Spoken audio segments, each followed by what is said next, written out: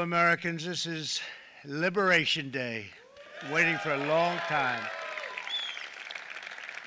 April 2nd, 2025 will forever be remembered as the day American industry was reborn, the day America's destiny was reclaimed, and the day that we began to make America wealthy again.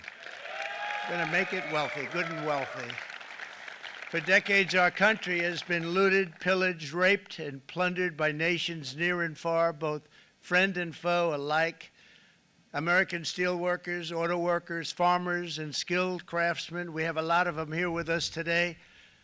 They really suffered gravely. They watched in anguish as foreign leaders have stolen our jobs, foreign cheaters have ransacked our factories, and foreign scavengers have torn apart our once beautiful American dream. We had an American dream that you don't hear so much about. You did 4 years ago, and you are now, but you don't too often, and for many years and decades even, you didn't hear too much about. Our country and its taxpayers have been ripped off for more than 50 years, but it is not going to happen anymore. It's not going to happen. In a few moments, I will sign a historic executive order instituting reciprocal tariffs on countries throughout the world. Reciprocal, that means they do it to us and we do it to them. Very simple, can't get any simpler than that. This is one of the most important days, in my opinion, in American history. It's our declaration of economic independence. For years, hardworking American citizens were forced to sit on the sidelines as other nations got rich and powerful, much of it at our expense. But now it's our turn to prosper, and in so doing, use trillions and trillions of dollars to reduce our taxes and pay down our national debt, and it'll all happen very quickly. With today's action, we are finally going to be able to make America great again, greater than ever before.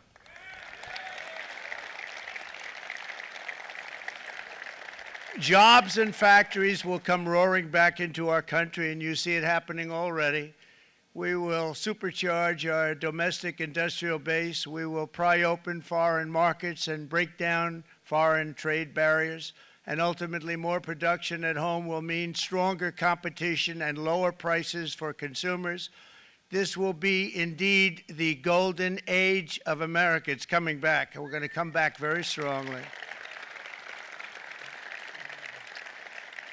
We're pleased to be joined on this momentous occasion by Vice President J.D. Vance. J.D., thank you. Thank you.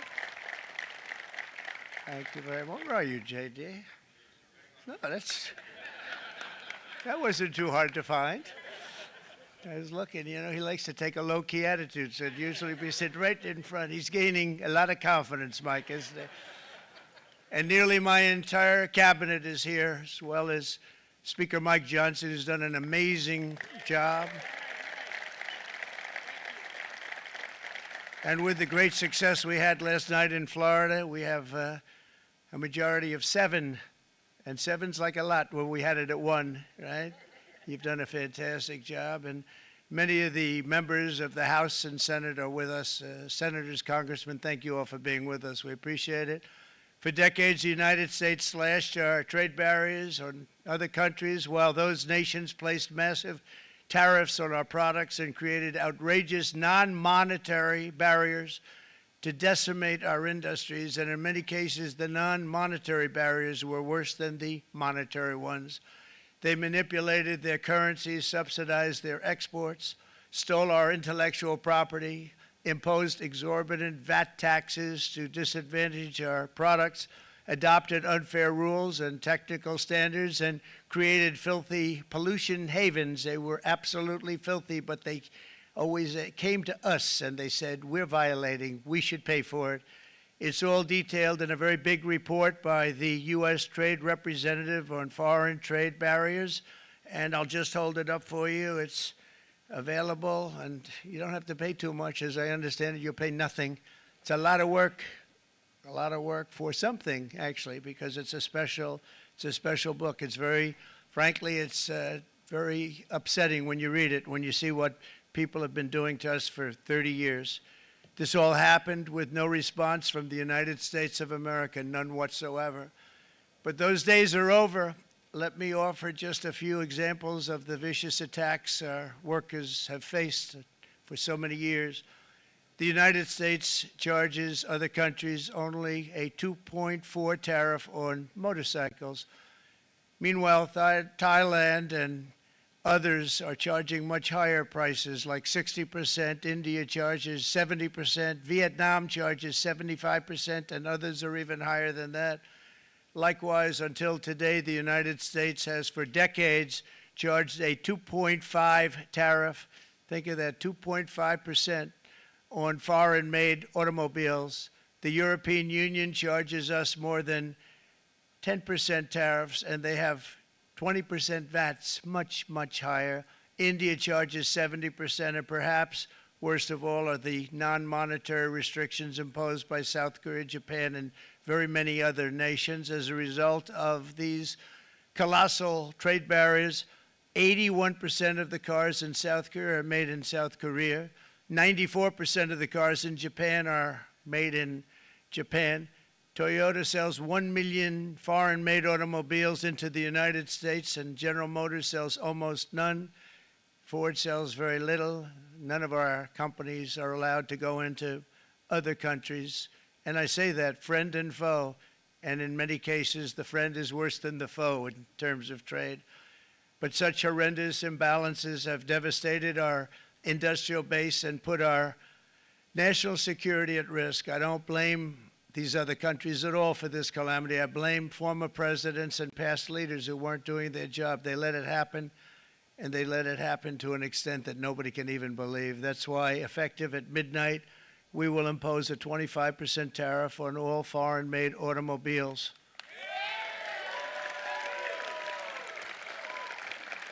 Thank you. Brian, I'd like to have you come up here for a second, okay? I just see him sitting. He's been a fan of ours, and he understands this business a lot better than the economists, a lot better than anybody. Brian, say a few words, please, would you? Thank you, Mr. Thank you. President. It's a great honor to have you. Thanks. Thank you, Mr. President. I grew up just north of Detroit, Michigan, in Macomb County, known as the home of the Reagan Democrats. My first vote for president was for Ronald Reagan. I thought that was going to be the best president I ever saw in my lifetime until Donald J. Trump came along. I have watched my entire life, I have watched plant after plant after plant in Detroit and in the metro Detroit area close. There are now plants sitting idle. There are now plants that are underutilized, and Donald Trump's policies are going to bring product back into those underutilized plants. There's going to be new investment. There's going to be new plants built. And the UAW members, and I brought 20 of them with me, they're sitting right over here. We support Donald Trump's policies on tariffs 100%. So, Mr. President, we can't thank you enough. And in 6 months or a year, we're going to begin to see the benefits. I can't wait to see what's happening 3 or 4 years down the road. Thank you, Mr. President. Thank you. What a great guy. He got it right from the beginning. He got it before almost anybody else. This group over there, they got it too. And, you know, we won the state of Michigan. We won almost all of them. But we won Michigan by a lot, and I want to just thank you all. The auto workers were fantastic. The Teamsters were fantastic. Everyone was pretty good, I will tell you. Thank you very much. I appreciate it. You're going to be very happy very soon, and you probably see what's happening with all of the, not only car companies, but car companies in particular. You see it with all of the ones they're moving, they're announcing day in, day out. You're seeing it. Nobody's ever seen anything like that. With today's actions, we're also standing up for our great farmers and ranchers who are brutalized by nations all over the world. It's brutalized. Canada, by the way, imposes a 250 to 300% tariff on many of our dairy products. They do the first can of milk. They do the first little carton of milk at a very low price, but after that it gets bad, and then it gets up to 275, 300%. So when they're figuring what's Canada charging, they say, oh, about 2%, 3%. But take a look at what happens down the road. When you look a little bit, it's not a pretty picture, and we don't like it, and it's not fair. It's not fair to our farmers. It's not fair to our country. And with countries like Canada, you know, we subsidize a lot of countries and keep them going and keep them in business. In the case of Mexico, it's $300 billion a year. In the case of Canada, it's close to $200 billion a year.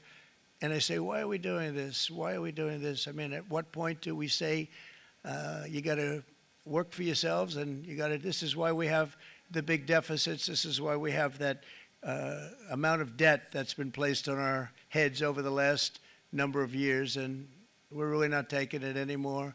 Through non-tariff barriers, the European Union bans imports of most American poultry. You understand? They say, we want to send you our cars, we want to send you everything, but we're not going to take anything that you have. Australia bans, and they're wonderful people and wonderful everything, but they ban American beef, yet we imported $3 billion of Australian beef from them just last year alone. They won't take any of our beef. They don't want it because they don't want it to affect their farmers. And you know what? I don't blame them, but we're doing the same thing right now, starting about midnight tonight, I would say.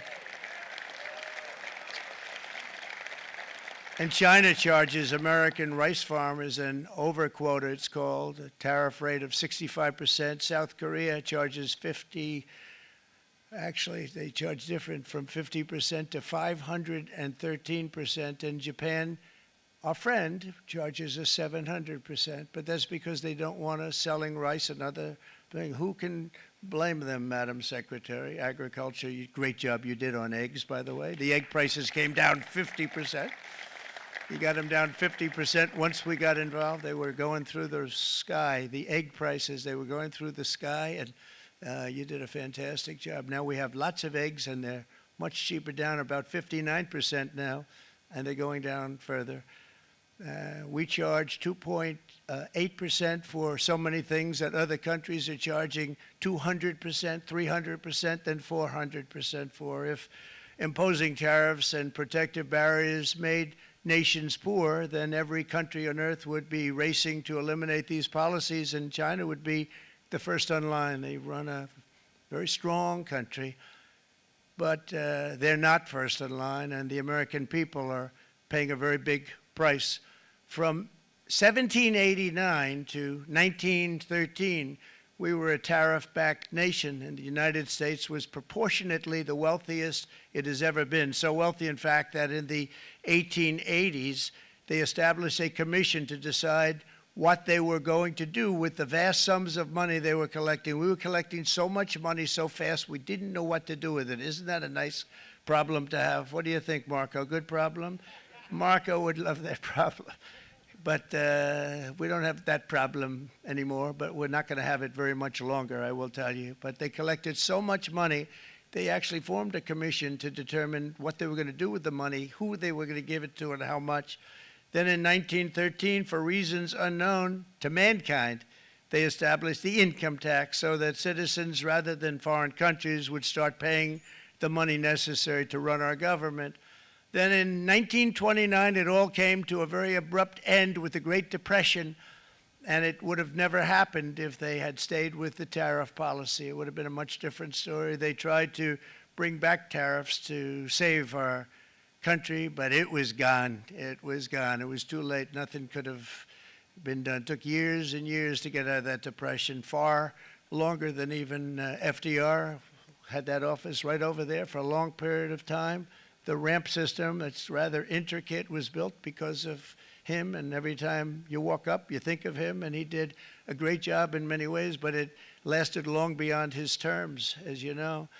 But it's not too late any longer, and we're going to start being smart, and we're going to start being very wealthy again. We're going to be wealthy as a country because they've taken so much of our wealth away from us. We're not going to let that happen. We truly can be very wealthy. We can be so much wealthier than any country. It's not even believable, but we're getting smart. Nearly a century later, in the face of unrelenting economic warfare, the United States can no longer continue with a policy of unilateral economic surrender. We cannot pay the deficits of Canada, Mexico, and so many other countries. We used to do it. We can't do it anymore. We take care of countries all over the world. We pay for their military. We pay for everything they have to pay. And then when you want to cut back a little bit, they get upset that you're not taking care of them any longer. But we have to take care of our people, and we're going to take care of our people first. And I'm sorry to say that.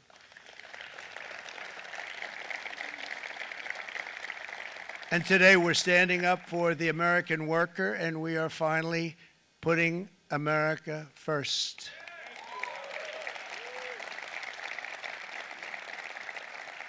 In Sleepy Joe Biden's last year in office, the United States hemorrhaged 100,000 manufacturing jobs, and the number was going through the roof at levels never seen before. And our trade deficit reached a record $1.2 trillion, which is unheard of. Since the beginning of NAFTA, the worst trade deal ever made. It was a horror show. I was able to terminate it. They all said you'd never be able to get it out. We had to get approval from Congress to get it terminated. We had to live with that deal. It was the worst deal, worst trade deal ever made by far. But since the very beginning of NAFTA, our country lost 90,000 factories. Think of what that is, 90,000. Think about putting a map up and putting tax on it. You wouldn't have enough room. 90,000. I said, is that possible? We had it checked 4 different times, and it was actually somewhat higher than that. And 5 million manufacturing jobs were lost while racking up trade deficits of $19 trillion. That was the worst trade deal ever made. As a result of these gigantic losses, foreign nations now own $26 trillion more of American assets than think of this, than the Americans own of their own foreign assets or other foreign assets. The United States can no longer produce enough antibiotics to treat our sick. We have a tremendous problem. We have to go to foreign countries to treat our sick. If anything ever happened from a war standpoint, we wouldn't be able to do it. We import virtually all of our computers, phones, televisions, and electronics. We used to dominate the field, and now we import it all from different countries. A single shipyard in China now produces more ships every year than all of the American shipyards combined. Think of that. And it was a business that we used to dominate. We used to dominate it totally. In short, chronic trade deficits are no longer merely an economic problem. They're a national emergency that threatens our security and our very way of life. It's a very great threat to our country. And for these reasons, starting tomorrow, the United States will implement reciprocal tariffs on other nations. It's been a long time since we even thought of that. We used to think about it a lot. We didn't think about it for many decades, and you see what's happened. For nations that treat us badly, we will calculate the combined rate of all their tariffs, non-monetary barriers, and other forms of cheating. And because we are being very kind, we're kind people, very kind.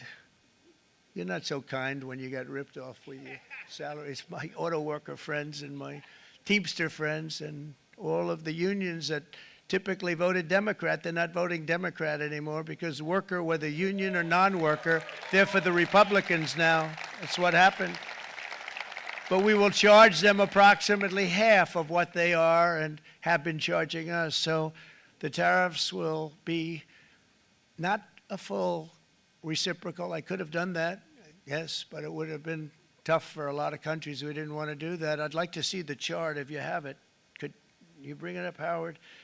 This is our great Secretary of Commerce, Howard Lutnick. Thanks, Howard. So if you look at that, China, first row, China, 67%. That's tariffs charged to the USA, including currency manipulation and trade barriers. So 67%, I think you can, for the most part, see it. Those with good eyes, with bad eyes. We didn't want to bring, it's very windy out here. We didn't want to bring out the big charts because it had no chance of standing. Fortunately, we came armed with a little smaller chart. So it's 67%, so we're going to be charging a discounted reciprocal tariff of 34%. I think, in other words, they charge us, we charge them less, so how can anybody be upset? They will be because we never charge anybody anything, but now we're going to charge. European Union, they're very tough, very, very tough traders. You know, you think of European Union, very friendly. They rip us off. It's so sad to see. It's so pathetic. 39%, we're going to charge them 20%, so we're charging them essentially half. Vietnam, great negotiators, great people. They like me, I like them. The problem is they charge us 90%. We're going to charge them 46% tariff. Taiwan, where they took all of our computer chips and semiconductors. We used to be the king, right? We were everything. We had all of it. Now we have almost none of it, except the biggest company is coming in. We're going to end up with almost 40%. Lee Zeldin's working to get their approvals. And it's an amazing company. Mr. Wei, of one of the great companies of the world, actually. They're coming in from Taiwan, and they're going to build one of the biggest plants in the world, maybe the biggest for that. But 64%, we're going to charge them 32%. Japan, very, very tough, great people. And again, I don't blame the people for doing it. I think they're very smart in doing it. I blame the people that sat right in that Oval Office, right over there, right behind the Resolute desk or whichever desk they chose. Japan, 46%. They would charge us 46%, and much higher for certain items like cars, you know, little items like cars. 46%, we're charging them 24%.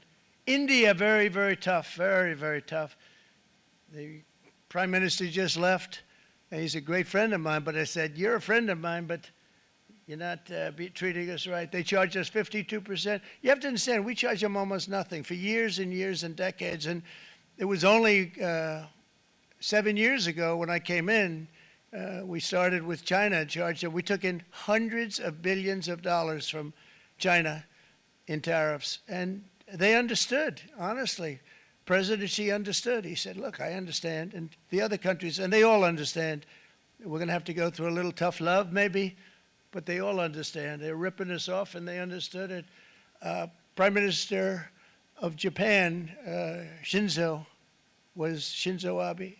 He was a fantastic man. He was unfortunately taken from us, assassination. But I went to him and I said, Shinzo, we have to do something. Trade is not fair. And he said, I know that, I know that. And he was a great gentleman. He was a fantastic man, but he understood immediately what I was talking about. I said, Shinzo, we have to do something. He said, I know that. And we worked out a deal, and it would have been a much better deal, but frankly, there were many years left on the deal that was made previous to my getting there, but it was something. If you look at Switzerland, 61% to 31%. Indonesia, Malaysia, Cambodia. Oh, look at Cambodia, 97%. We're going to bring it down to 49. They made a fortune with the United States of America. United Kingdom, 10%, and we'll go 10%. So we'll do the same thing. South Africa, 60%, 30%, and they've got some bad things going on in South Africa. You know, we're paying them billions of dollars, and we cut the funding because a lot of bad things are happening in South Africa. The fake news ought to be looking at it. They don't want to report it. Brazil, 10%, 10%. Bangladesh is 74%. So you see what's going on. Pakistan, 58%. Sri Lanka, 88%. So what we're doing is we're taking not the full, we could take the full 88%. Thanks a lot. He's doing a very good job. How's he doing, all right? I think you better take it with you. It's not going to last very long. He's going to put it, it's going to follow you down with the wind. I brought a hat just in case it got too windy, but here, would anybody like a hat? I'm not giving it to a cabinet. I'm giving it to the auto workers. Come here.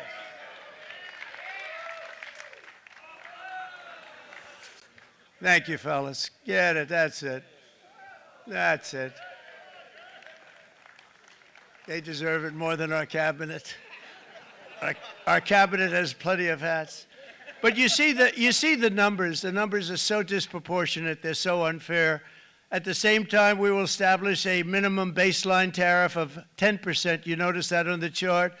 And that'll be on other countries to help rebuild our economy and to prevent cheating. So we're going to have a minimum of cheating, and we're going to be very severe on the people that at the gate that watch the tariffs and watch the product coming in, because there's been a lot of bad things happening at the gate because the money is so enormous that you're talking about. There's never been probably anything like it in terms of the enormity.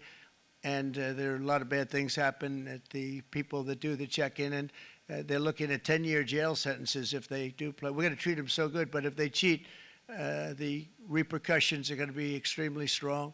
Foreign nations will finally be asked to pay for the privilege of access to our market, the biggest market in the world. We're right now the biggest market in the world. We had a great country 4 years ago in terms of the economics. We were doubling up on China. We were doing so well. Nobody was going to catch us, but so much of it slipped away over the last 4 years under Biden.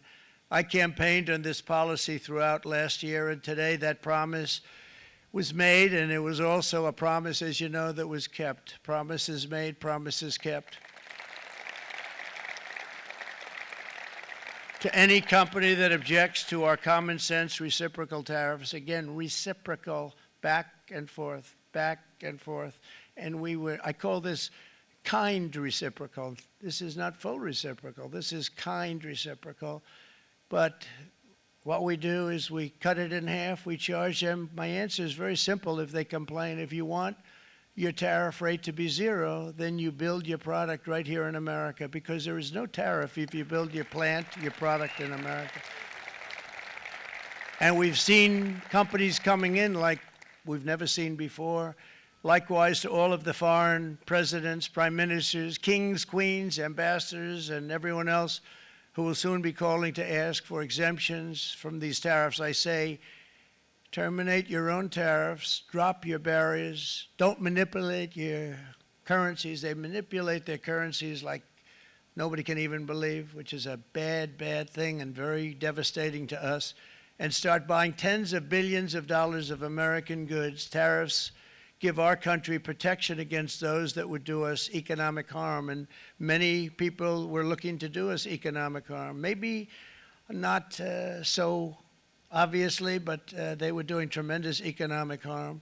But even more importantly, they will give us growth. These tariffs are going to give us growth like you haven't seen before, and it'll be something very special to watch. I am so looking forward, and Brian, it's going to happen even faster than you said. You know, you might say, but it's already started. It's already started.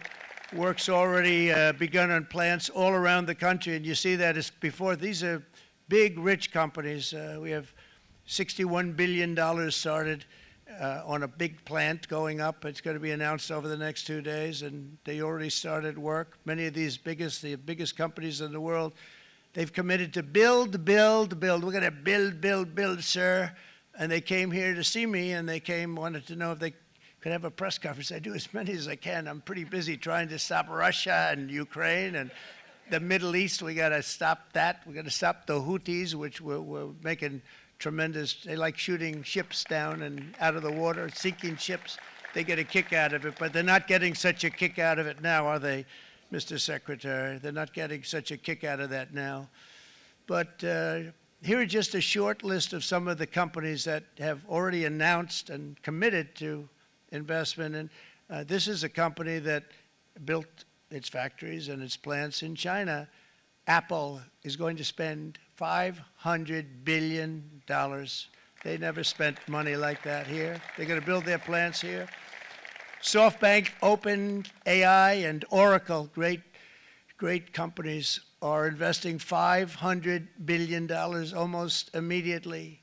NVIDIA, a hot company, is investing hundreds of billions of dollars. They just announced. TSMC, the biggest, most important company in the world of chips from Taiwan, with no investment from us, is investing $200 billion. And they said the reason was, number one, the election of November 5th, and number two, the tariffs. They don't want to pay the tariffs, and the way they're not paying it is to build their plant here. So we're going to go from almost no percentage. We used to have 100% of the chip market. Now it's all in Taiwan. Almost all of it's in Taiwan. A couple of other countries, but mostly in Taiwan.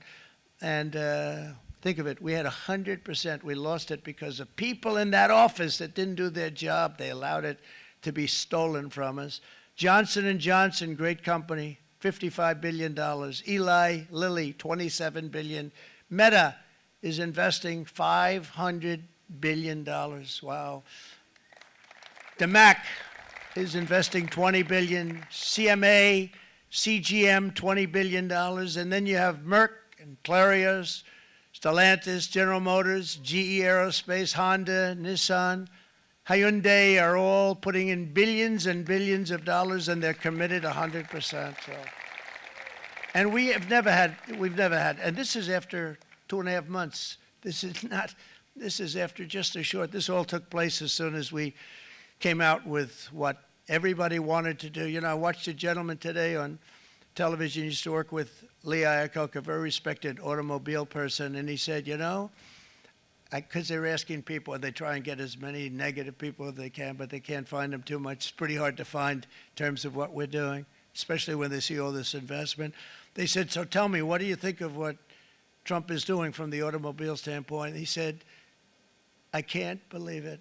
Somebody is finally, he's an older guy, real pro, really top guy, with Lee Iacocca. He said, I never thought I'd see the day when this would happen, where somebody had the courage to go and do what has to be done. This is transforming our nation. Our entire nation is going to be transformed, not only with the cars, but on every single other item that's built. We're going to become an industrial powerhouse. And he said that so beautifully today. In fact, I'm going to find out, I'm going to get a tape, and Bruce, I'm going to get that tape, and I'm going to send it to you out in Long Island, and you're going to play it for the people. And all your union workers and your non-union workers out there, you got a pretty even split. But we have, so far, it looks like we're going to have about $6 trillion of investments, and you wouldn't do that in years in this country over the last number of years. $6 trillion, and that's going to be much higher by the end of the year. And think of what $6 trillion is. You wouldn't have even a small percentage of that under this other system. We're going to be an entirely different country, and it's going to be fantastic for the workers. It's going to be fantastic for everyone. There will never have been a transformation of a country like the transformation that's already happening in the United States of America. It's an incredible thing to watch, and it's incredible to meet with the top people, people that you read about, very wealthy people, or people that are great managers and executives and presidents of big public companies. And to watch the enthusiasm they have now that they didn't have. They gave up on our country. They went to foreign countries and they built. Companies are pouring into our country at levels never seen before, with jobs and money to follow, and it's really beautiful. In the coming days, there will be complaints from the globalists and the outsourcers and special interests and the fake news. Always, the fake news will always complain. But never forget, every prediction our opponents made about trade for the last 30 years has been proven totally wrong. They were wrong about NAFTA. They were wrong about China. They were wrong about the Trans-Pacific Partnership, which would have been a disaster if I didn't terminate it. If I didn't terminate that, United Auto Workers, you would have had no jobs in this country. You would have had no jobs. It was all going to other countries. In my first term, they said tariffs would crash the economy. Instead, we built the greatest economy in the history of the world. And again, I have great respect for President Xi of China, great respect for China, but they were taking tremendous advantage of us, and I commend them for that. I say, hey, if you can get away with it, that's okay. But, you know, they understand exactly what's happening, and they probably, most of them are saying it's about time they did something, but and they're going to fight, and they're going to fight fair. Everyone's going to fight. You know, it's like, I say to the leaders, look, you got to take care of your country, but we have to start taking care of our country now. We can't do what we've been doing for the last 50 years. From the day of my election, the stock market went up in my first term 88%, with NASDAQ going up 155%, more than any president has ever had in any term in office, by far. And I think we're going to blow that away. And maybe the numbers won't show, but I think they're going to show much better than even those numbers. But what you're going to see is you're going to see activity, that empty, dead sites, factories that are falling down. Those factories will be knocked down, and they're going to have brand new factories built in their place. They're not only talking about renovating, they're talking about brand new, the best anywhere in the world, the biggest anywhere in the world. I have a friend who builds car plants, and I said, I want to see the biggest and the best. He said, well, we have to go to Mexico. I said, no, I want to see it in the United States. He said, we're not building them in there. This is a year and a half ago during the campaign. He said, we're not building, you'd have to go to Mexico. When I was starting to decide to run, and I went to number one in the polls very rapidly, I want to say, like let's say in the first hour, and then shortly thereafter, it looked like I was going to win, and the fake news was saying, "Oh no, don't do this." What they don't know is if I didn't win, they would have really been in trouble, because nobody wants to read them anyway. But I tell you what, when it looked like I was going to win, I announced that I was going to be doing exactly what we're talking about today. Great consistency, actually, because I've been talking about it for 40 years. But because I saw what was happening 40 years ago. If you look at my old speeches when I was young, very handsome, my old speeches, and that people would say, I'd be on a television show, I'd be talking about how we were being ripped off by these countries. I mean, nothing changes very much. The only thing that changed were the countries, but nothing really changes. But it's why it's such an honor. It's such an honor to be finally able to do this. If you look at China, I took in hundreds of billions of dollars in my term, hundreds of billions. They never paid 10 cents to any other president, and yet they paid hundreds of billions, so much so that Biden couldn't do anything. They wanted to try and terminate it because he had a very special relationship with China. You know what the relationship was? He had a special relationship. But the numbers were so big, that they couldn't do it. So they did ease it up. They did things that they shouldn't have done. They made it a lot more comfortable for them, but they couldn't do it because the numbers were hundreds of billions of dollars, and I did that. And we were on our way to doing something like incredible. And then we had a very bad election happen, a very bad election. A lot of bad things happened. So when I said we got to do it again, I said we have to make it too big to rig. And we made it too big to rig, and we won in records, and it was a monumental win. And it was such an honor to see so many of you, like Brian and your friends, here with us to celebrate, and to more importantly celebrate what we're doing, because that wouldn't be a full celebration if we didn't do this, because this will be an entirely different country in a short period of time. It'll be something the whole world will be talking about it. The critics made the very tired predictions earlier this year, but in February, core inflation dropped to the lowest rate in 4 years, and the price of eggs, as you know, just in a month and a half, we were there for 4 weeks.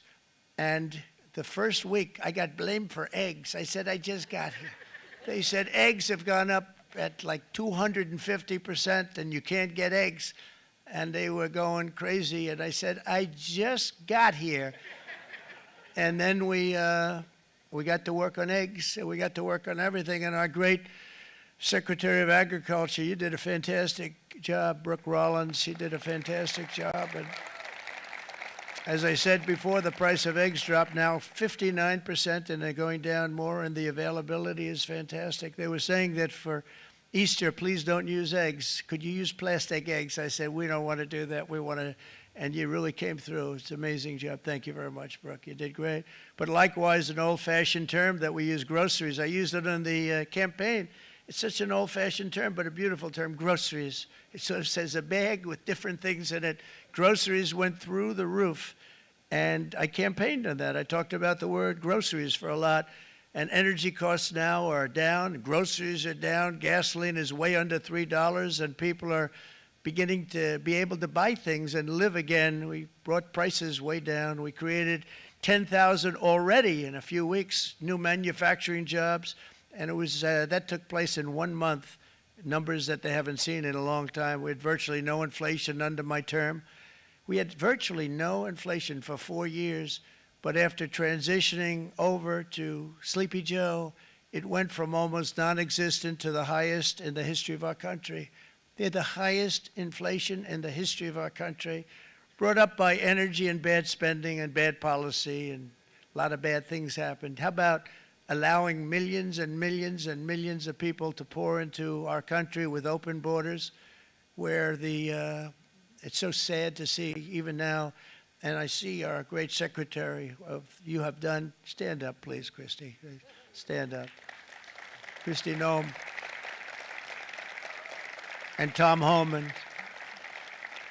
These people are doing a great job, but gotten them out in records. We have problems with judges that don't want them to go out. They want Tren de Aragua, and they want MS-13, the most vicious gangs ever. Nobody's ever seen anything like it. Absolute killer gangs. They kill people. They don't even think about it. And we put them out, and we have judges now, radical left judges that want to, they don't want them to go out. They want them to even be brought back. Let's bring them back. You've done a fantastic job, and please thank everybody. Homeland Security, thank everybody. Appreciate it. And we now have a border that's the best border that we've ever had, even better than it was my first term. My first term we did good, but this one we really specialized in. We've done really well. And we had records then. We had the best, safest border. 4 years ago, we had the best border there ever was. And now we have, you've actually matched it and done even better. And we're going to get it down the right way. And we want people, by the way, to come into our country, but we want to come in through a legal process. We want them to come in legally. We need more people. We need people to run these plants and to help the auto workers and the Teamsters and the non-union people and everybody else. But we need people and the farmers. And we're going to let people come in, but they want to come in. We want them to come in legally. They have to have the capability of loving our country, not people that hate our country. We don't want them in our country. And now we're going to pass the largest tax cuts in American history, and that's where we're relying on Mike and John Thune. And we will not cut Social Security, Medicare, or Medicaid benefits, and the Democrats will, because if they got in, the entire economy would collapse. This country was heading for a collapse under the people that you saw. They were horrible. I think one of the reasons people like the job, I have my highest approval ratings because I think they're comparing me to the worst administration in the history of our country, so I appreciate that at least. But Speaker of the House Mike Johnson and Senate Majority Leader, appreciate it, Mike, John Thune have been fantastic, by the way. But they've been working tirelessly on taking the next step to pass the plan for our one big, beautiful bill. I'd like to name it that if you can. One big, beautiful. I made that statement about 6 months ago, and everybody calls it one big, beautiful bill.